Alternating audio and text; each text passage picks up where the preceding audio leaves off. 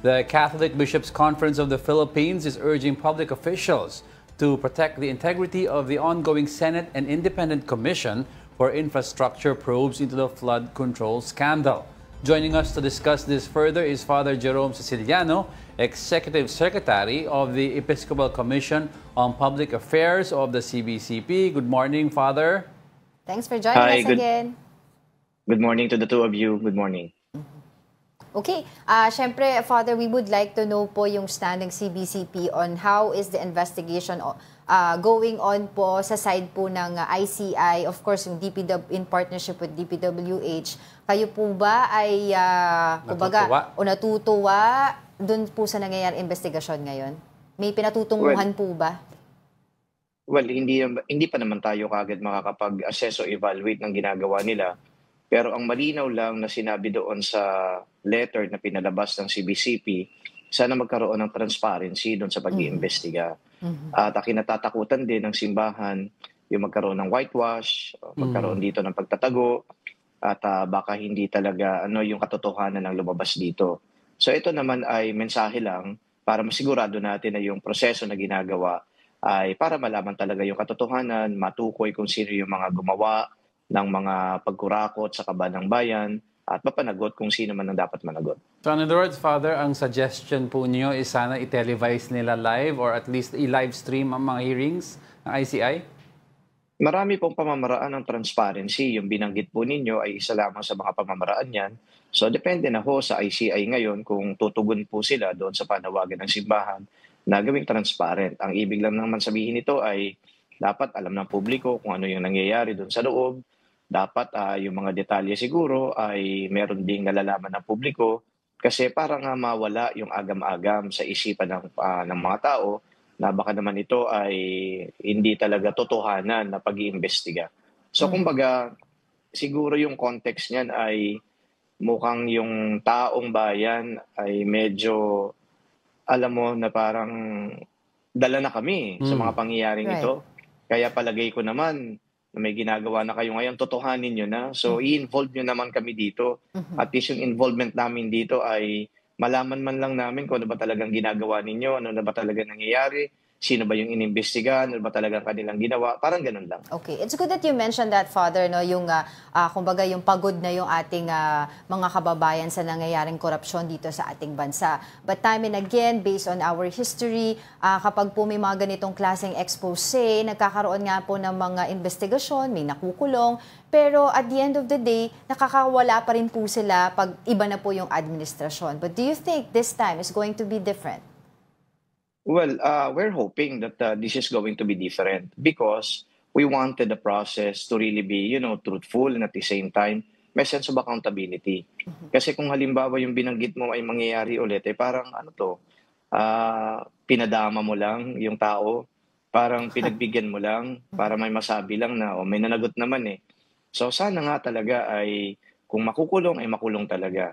Nakakalungkot dahil yung isa pong kasama o kaya may kagagawan ng PDAP scam, siya lang po yung nakakulong samantalang ibang mga kasama niya ay tumakbo pa nga yung iba at nanalo pa yung iba.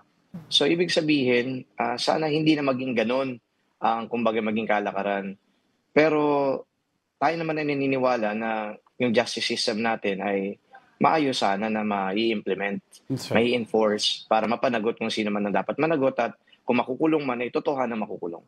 Father, time and again, and history has proven this, no? Usually, pag namamatay na ang interest ng media sa isang controversy, medyong pati yung justice system natutulog ng konti, no? Ano po ang advice ng CBCP sa mga faithful po to keep the flame alive and watching against all these anomalies?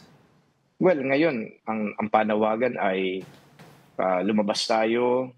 Ibig sabihin ng lumabas, makisangko tayo, magkaroon ng noise barrage, magkaroon ng prayer vigils, magkaroon ng candle lighting, magkaroon ng bell ringing, magkaroon ng circles of discernment, gamitin natin yung mga pagbibigay ng mensahe para tuligsain natin yung mga gumagawa ng kabulasugan sa lipunan o di kaya sa gobyerno. So ang daming pamamaraan. So hopefully yung mga pamamaraan na to ay makapukaw din sa damdamin at isipan, hindi lamang ng mga kawatan, kundi ng mga Pilipino.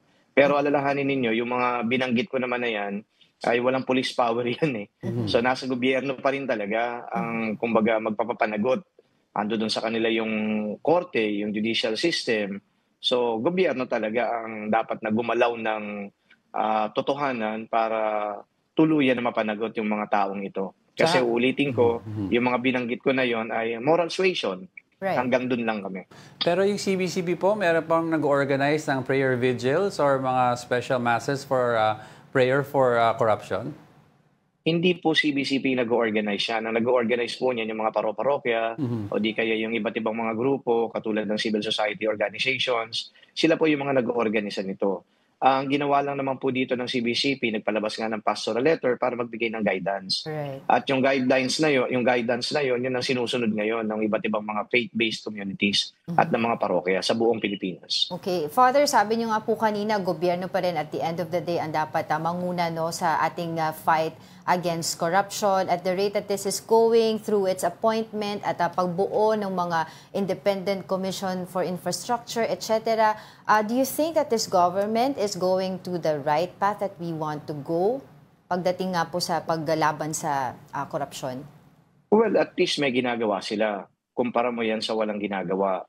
At least ngayon tahasan nila na binanggit na mayroong nangyayaring korupsyon at meron naman silang hakbang na ginagawa. Yun nga lang, nung binanggit ko din na gobyerno talaga ang dapat manguna dito, hindi nangangahulugan na yung tao nga ay magsasawalang kibo o di kaya magiging complacent dahil meron ng ginagawang investigation.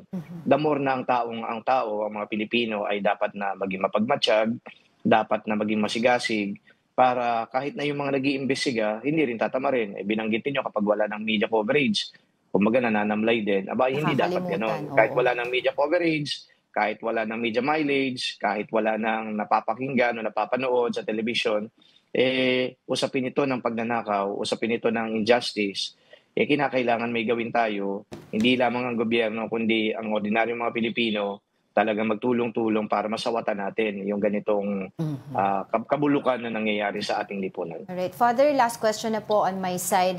Kasi I remember during the Senate hearing, yung sila Bryce Hernandez and yung mga kasama niya, nagkaroon po, nabalitaan doon na nag-donate din po sila sa mga sa parish no, sa Bulacan. And I think I heard a report na itong parish na to ay isinoli yung dinonate sa kanila na truck. So sa hanay po ba ng CBCP, are we encouraging other parishes to do the same? Na kung meron pong mga nag-donate sa kanila dito po sa mga tagged personalities na maaaring galing po sa korupsyon ay kailangan ibalik?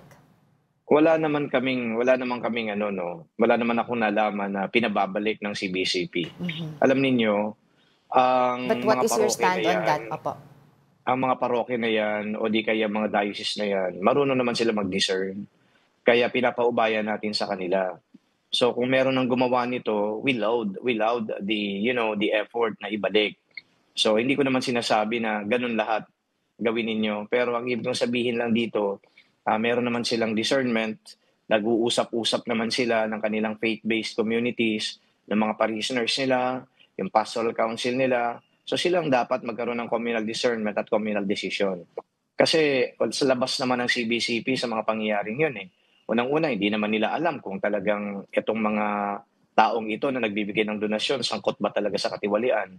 So in good faith naman yun. Ngayon, meron na tayong hindsight, sila na nga yung magdi-discern kung sino man yung napagbigyan yan. Kung sino man yung tumanggap ng donasyon. Right. Okay, unfortunately, we don't have much time. Maraming salamat po sa inyong oras. Father Jerome Siciliano, Executive Secretary of the Episcopal Commission on Public Affairs of the CBCP.